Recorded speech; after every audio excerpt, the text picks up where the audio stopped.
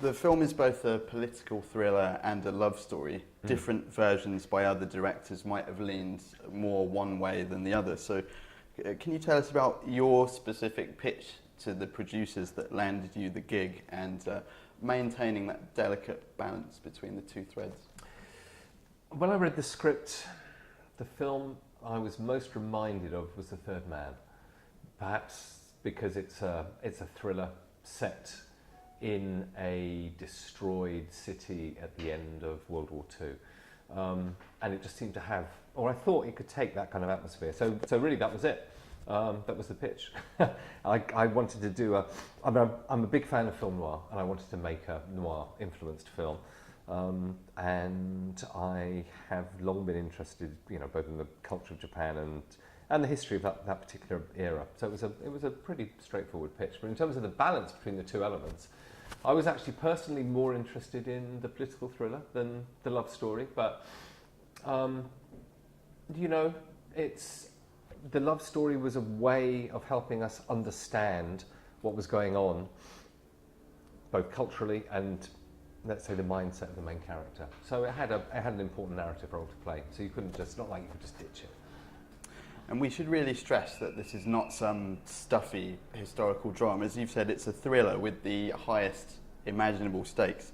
The atom bombs have been dropped on Japan, and now we've got 3.5 million Japanese soldiers on edge. And that one of the most important decisions in the development of world history fell to one man is pretty incredible. Yeah, I think it's a very interesting period of time. I mean, for me, the thing that made me want to tell the story was really that I felt it was quite resonant in terms of what's happening nowadays. I mean, we're still going through a period of war, across the world, particularly in the Middle East, and I just looked at the kind of decisions that had been made in the aftermath of the Second World War, compared them to some of the decisions that were made in more recent times, say in Iraq. And it just seemed to me there was a lot more intelligence at work back then, despite the fact that the States had been through a really punishing war, many, many thousands of people killed. And the fact that they didn't just seek revenge, the fact that they looked for ways to rebuild the country, I thought was very interesting, and I thought could maybe give us some clues as to how foreign affairs should be conducted these days. Bonifellas is a name that mostly is known by hardcore history buffs. Was that part of the appeal of the project for you, that it's a story about this profound but little known slice of history, but it's also the celebration of an unsung hero? Yeah, when it comes to Bonifellas, I do think it's interesting that this little known character played such an important part. But I have to confess to having mixed feelings about him because of the post-war history. I mean, he ended up becoming a very right-wing Republican. He ended up joining the John Birch Society. So when you say hero, I think that in this instance, working in Japan just after the war, I think he was part of a very important process. I don't know whether I would personally call him a hero because of the political turn he took later on. And I think also you have to remember that although we might honour him in some way, as a movie, I think the history is somewhat simplified. I think actually it's probably possible, or possibly probable, to take a far more cynical view of events. And let's just say it's complicated. Movie characters are far more simple than people in real life. Okay, so I think it's good to have paid some kind of homage to him, but let's not lose fact of the realities of who he was in history. You touched on the love story earlier, and many audience members might be surprised to learn that it's not a complete fabrication of the script. Am I right in thinking that? Yeah, that's right. I mean, Yoko, the producer who brought the project to me originally, she had been doing some research and had found a series of letters that Bonifellas had written to a Japanese exchange student. It was obvious from the letters that they were very close, that they had some kind of intimacy. I mean, we don't know exactly how much, and so that suggested something that became quite important in terms of developing the script. Actually, during this period of time, he was married, to an American woman. So it's not strictly true, but let's say it has some roots in history. The interesting thing is I'm actually in touch with Bonifellas' granddaughter, She got in touch with me through Facebook, funnily enough, and they're thrilled. His family are thrilled with the film, despite the fact that it kind of writes her grandmother out of history, just because they feel he made a very important contribution and he has been somewhat forgotten by time. You made several personal journeys to Japan in pre-production. I'm assuming research trips, but did each trip serve a specific purpose? Were there key things that you learned? Possibly two of the most memorable things, I would say. The first is visiting MacArthur's headquarters. There's the Daiichi building, which is a lot of where our film is set, is still there. It was the headquarters of an insurance company. It was taken over by the Japanese military high command during the war, and then the Americans took it over themselves. And MacArthur's office is still there, and you can go and see it. I think it's opening to the public now, but it's been kept, it's preserved, and so quite fascinating to go in there, wander around these offices, sit in MacArthur's chair and see all the furnishings. So that was good. And the other thing was to visit the Imperial Palace itself. You know, we got inside the Imperial Palace gates, which very few foreigners have ever done. And yeah, that was fascinating. The final thing, of course, was the American Embassy. So, you know, the famous photo of MacArthur and Hirohito that we end the film on. We got to visit the embassy and go into the room where that photo was taken. So that was, it's always fantastic. One of the great privileges, if you like, of my work is you often get access to places that, you know, you wouldn't if you were just an ordinary tourist, let's say. For me, any opportunity to visit Japan is just fantastic, though, because I really, I have a deep affection for the country. I love the cinema of Japan, Kurosawa, Ozu, and the rest, and I love Japanese food. We should tell viewers that your Twitter account actually has some fascinating photos. You were talking about MacArthur's office, and there's this great shot of Tommy Lee Jones holding is it a statue? Oh, yeah, that's right. Yeah, because we went to the American Embassy were fantastic. When we opened the film in Japan, they hosted a lunch for us with the ambassador and his wife. Tommy was there, Matthew was there, all the producers were there. And we were shown MacArthur's private quarters where there's this little statue, a bit like it's like an Oscar, except it's MacArthur. It's a MacArthur. So I took some snaps of Tommy sitting in the chair, kind of musing as he looks at this. I understand that Tommy Lee Jones wasn't plain sailing getting him on board, and I imagine, like MacArthur, he's slightly intimidating. And then there are stories, whether or not they're true, that he has a reputation. I imagine that you've got to kind of figure him out. Maybe he's a bit of a tough nut to crack. Well, listen, he's kind of an icon, isn't he? He's been around forever. I mean, he's been in some amazing films. And he plays a certain kind of gruff, very masculine guy, and that's who he is. He doesn't suffer fools gladly. He's super smart. He was at Harvard. He was actually roommates with Al Gore. He was, in the football team at Harvard.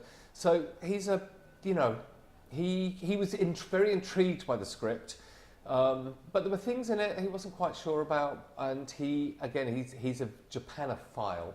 So he was very keen that we got the history right. So it took, I'd say, about 3 months to lure him in. From the initial interest, let's say hooking him, and then finally reeling him in. And that was a lot of conversations, a lot of work on the script and the like. And finally, he said yes, but right at the last minute. I don't know what we would have done if he'd said no, right at the last minute. I found him a joy to work with, but he doesn't take any bullshit, what can I say? And he can be quite intimidating. It's like anything. You see this face that you know from the movies, and he has this poker face. You don't really know what's going on. So you have to be at your best, on your mettle. I don't know what else he would say. You have to know what you're about. And he values competence above everything else. So I think that's the thing. He did chew out a few crew members. But at the end of the day, maybe a cliche, but he does have a heart of gold. You talked about the third man earlier and the cityscape making you think of film noir, but also in the characterizations. And I actually thought of MacArthur a little bit like a noir villain, in that you're just never really sure, which way he's going to turn, and he's kind of setting Bonners up at one point, it seems, as the fool guy. Yeah. No, I think that's true. I mean, I hadn't thought about that, but I guess maybe he's sort of almost like a Sidney Greenstreet character or something. He's like the boss. And Emperor, the title, has I don't know what you would say. It's got a dual meaning in a way, because obviously it is about Hirohito, but we hardly see Hirohito. The real emperor is MacArthur, and in fact they called him Gaijin Shogun, the foreign emperor. That was one of the things that I spent a lot of time discussing with Tommy, was the fact that MacArthur would have known what he wanted, would have manipulated his underlings, and was a very Machiavellian character. And we wanted to get that across, not to have a simplistic kind of a portrayal somehow of this great American hero. And so because of that, you see vanity, you see potentially an amount of duplicity, you see he knows how to manipulate people to get what he wants. And I think that makes for a much more interesting characterisation and therefore an interesting movie. I was also thinking about the more heroic portrayal of MacArthur in the film MacArthur. And you had also said, I'd read a tweet and you'd posted a picture about you can spot all these hidden references, and you've already mentioned Ozu.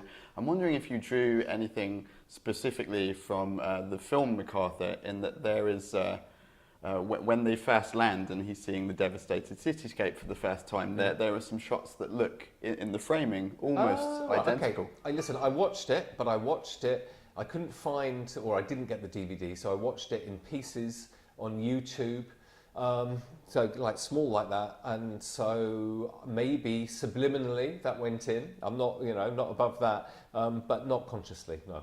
There were many other references. I mean, that's one of the things I really enjoy, because I'm a fanboy at heart, and there's always, for those that can spot it in all the movies, there's little hat tips to favourite directors and the like in all the films that I make. The sets in this film are incredible. Can you talk a little bit about the challenge, really, of mounting something like that? I'm not sure what the budget was and how it stacks up against things usually of this scale, but recreating bombed-out Japan in New Zealand. Yeah, I mean, I don't know about budget-wise comparisons, but listen, if you work with an amazing production designer like Grant Major, who famously has worked with Peter Jackson on Lord of the Rings, so on and so forth, then it makes your job a lot easier. There were, there's two levels, if you like. I mean, in terms of bombed out Japan, that was a fantastic thing to stage. And what we did there was there was a warehouse had been knocked down. So there was this massive site with a big pile of rubble in the middle. So we went in and we just spread all the rubble out, where it was a big pile in the middle. We spread it all out and built all these shacks and things. And then, so that was one small area. We had a very wide frame. On the edges of frame, there's warehouses and trucks and everything, but we just carved that out in the computer and then did set extensions to kind of make it seem that, that we really were in Japan in 1945. I thought that worked very well. In terms of the mood of the interiors, I found this fantastic photo essay from the 1950s, a pair of Japanese detectives searching a serial killer. And there were really fascinating photos of the office space and all the rest of it. So we used those really as the basis for the mood of the, if you like, I don't know what you would call it, the operations centre where Bonifellas works. Your director of photography is from New Zealand as well, Stuart Driver. Was that part of him landing the job, or is that just a happy coincidence? That was part of it. I'd say only a small part of it, because, I mean, we did use for the most part, we used New Zealand crew. Part of the reason for that is that for every Kiwi crew member, you get, there's tax breaks, basically, for going and shooting in New Zealand. So it means you can put more money on the screen. Stuart knew the crew knew Stuart. Basically, the reason I really hired him, though, is I'm an enormous fan of his work, and especially, I mean, some years ago now, but he did the piano. And I was very taken with that when I saw that many years ago, and he'd always been on my list of people I'd like to work with, so it was a great opportunity. When I talked to Matthew a few days ago, we talked about essentially over the film, when you boil it down, it's almost like a series of verbal boxing matches where he has a different opponent in each scene. And I'm just wondering, from your observations and things that you talked about, the challenges that he faced as an actor doing that and then walking him through. Yeah, I think it's a very, very tricky job, because, traditionally a movie hero is supposed to be proactive rather than reactive, supposed to take the initiative. I mean, there's all these commonplaces that in any screenplay writing book, you read about what makes a hero. But actually in this story, he is more reactive. He's being beaten up left, right and centre by these Japanese. He's trying to find a way in. So I think it's a tricky role, which I think he handled very, very well. And also the thing about it, it's not the most obvious movie material. It's not, like there's one action sequence in the film, really. Outside of that, it's very talky, a lot of it. It's quite cerebral, it's quite political, and I think it, takes certain kind of nerve to deal with that subject matter as an actor. So I was very pleased with the work he did. And the meeting in the finale between MacArthur and the Emperor, we know it's coming, and yet it's so unexpectedly moving when you finally see it. Can you talk about just finessing that, I suppose, emotionally, and just striking the right tone? Well, I mean, I'd always felt, for me, that was, every script that I read, normally there's a key scene. There's a scene that unlocks it for you, and that was the scene that unlocked it for me. And I was surprised, even on the page, that was quite moving. It's, the thing is, I had great actors. I mean, really, it's a two-hander, between MacArthur and Hirohito. I had two great actors. One, the guy who played the Emperor is a very famous let me say it again. The guy who played the Emperor is a very famous kabuki actor in Japan. And Tommy, and they were really able to mine some emotions from there, despite the fact that it was partly, I think, because of their reserve, because they're playing it in a very reserved way. The rest of it, it had to be choreographed with a certain formality, let's say. But we had, I could really build it around that key moment, which is when they have that photo taken together. And so there was a visual reference for me to build it around. And I don't know, I mean, it's like anything, you read it, you have some ideas, but a lot of the work is just on the day. You turn up, you've got a room, you've got a couple of actors, and you just piece it together. I mean, these days, the thing is you've got to piece it together very quickly because budgets are smaller, schedules are tighter than they ever are. So you've really got to hit the ground running. But it's not, at the end of the day, if you've got really good actors like I have, then it's not exactly rocket science. So the film is out here in the UK October 4th. It's already bailed in the States and Japan. And tough question here, but I wanted to quiz and just get your take on something I've been thinking about watching it in terms of the reaction that it's had. Japan, it was this huge success, which must have been very validating. Yeah. The US, not so much. Not so much. And yeah, I mean, so finish the question. Okay. So my thought on that was that in the 40s and the early 50s, it was very much, kill the Krauts, kill the Japs. Yeah. And then in the late 50s, it swung to kind of a liberal humanist take. We must understand the enemy. You were talking about all the conflicts we've recently endured across the world and how it just seems to be that they're springing up all over the place now. And is it that people are just fed up of trying to understand the enemy? I don't know. I'm not so sure that that's the case. I mean, listen, it's always tricky. I mean, if any of us really understood what made a movie fly, then, we would be Steven Spielberg or George Lucas, and even George Lucas made Howard the Duck. So, so it's, I think, very tricky to say. I can give you my opinion. It's only worth what other people's opinions are, because, if I make the film, you send it off into the world. I found that there was a very, very strong and positive reaction from people of a certain age, people young enough to either remember the war or whose parents had been soldiers, or been in the forces during the war, and it seemed to be very moving for them. There is no doubt, compared to a lot of contemporary movies, for a start, it's not about a guy in latex, which is what cinema seems to be mostly concerned with superheroes these days. It's quite a serious movie. By contemporary standards, it's quite slow in places.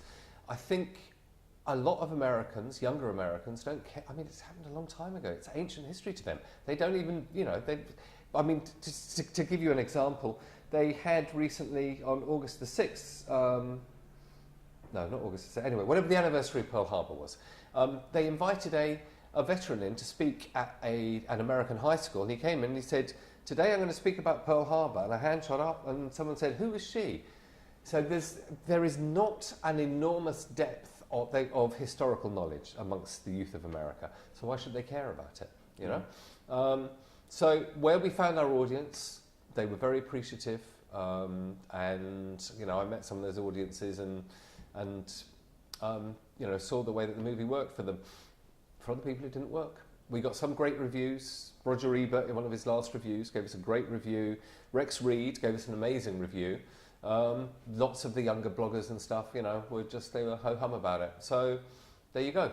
On the other hand, in Japan, it really seemed to catch fire. It took an enormous amount of money at the box office. They were very, very complimentary. I mean, we had criticisms there. It's not flawless. What movie is? Apart from, I can think of a dozen, but apart from those. So, what can I say? I mean, I'm happy at its success in Japan. Don't know what to say outside of that. I'm afraid when you make films, you learn to get a very thick skin. People seem to, especially in this day and age, people can be extraordinarily rude and tough about stuff. I think we've become very blasé. But hey, I'm privileged enough to be able to make movies. So I think a few people saying, "Oh, we don't like your film." I mean, when I was younger, it maybe would have sent me off crying. Now I just think I get to make movies. Hey. Well, the review from our end will be a sterling one. Thank you very much. It's an absolutely fantastic film, one of the best of the year, in fact.